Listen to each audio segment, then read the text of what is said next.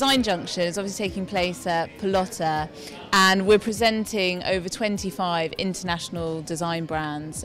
So you'll have the kind of larger commercial companies sitting next to smaller independent designers. But actually what we sort of bring together is we have collectives who show here, we have brands, and then we do collaborative projects. The exhibitors that we have here are an edited selection from the show in London. We have a cross-section really of furniture brands, lighting brands, rugs, also product. So one thing that we do is actually we spend an entire year going around all the trade fairs and actually seeing things all year long, and we pick out interesting design brands, and it takes a very curatorial approach, and that's how we work as a team. So we come to the table with different ideas and different, designers that we've met along the way. And we always look for very interesting spaces and always find really beautiful buildings to show in. Pelota obviously being one of those. So the idea is really just to keep, like I said, a very light touch and let the building sort of speak for itself, not to compartmentalise the building, but actually create sort of sight lines through the space, keep it all very light and airy, just so it feels not too oppressive, and again, like I say, let the companies breathe, let the brands sort of show to the best of their ability.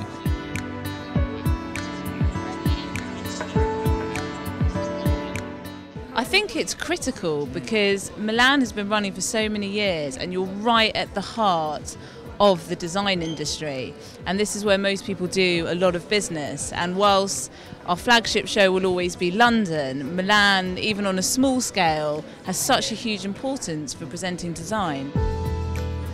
And I think typically it was a Salon de Meuble, it was all about the furniture, but now it's more and more about sort of lighting and rugs and product and design in general. I mean, there's also art and fashion. I just think there's a sort of real crossover between sort of various different disciplines, and it's really just giving a backdrop for that really here.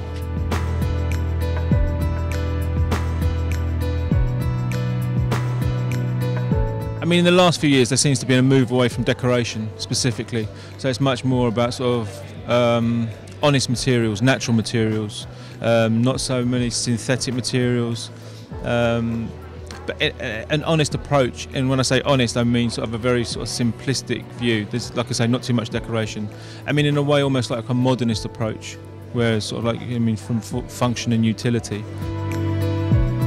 A lot of companies have changed now, and so what you have is companies which are what I would call production companies, which don't necessarily manufacture, but actually outsource a lot of production.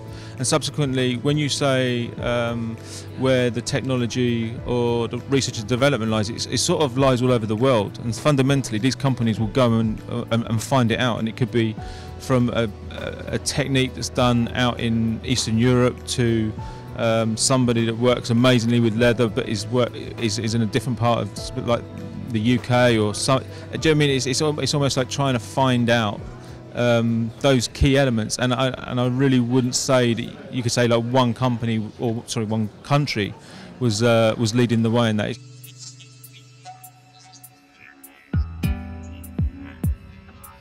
I'm presenting here in Salone del Mobile the collection of early birds that I'm designing and also producing, and it's all being made in Sweden.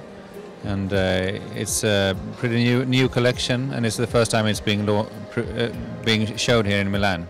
One piece in the collection is the cabinet La Pasticceria, that was actually inspired by Italian pastry stores.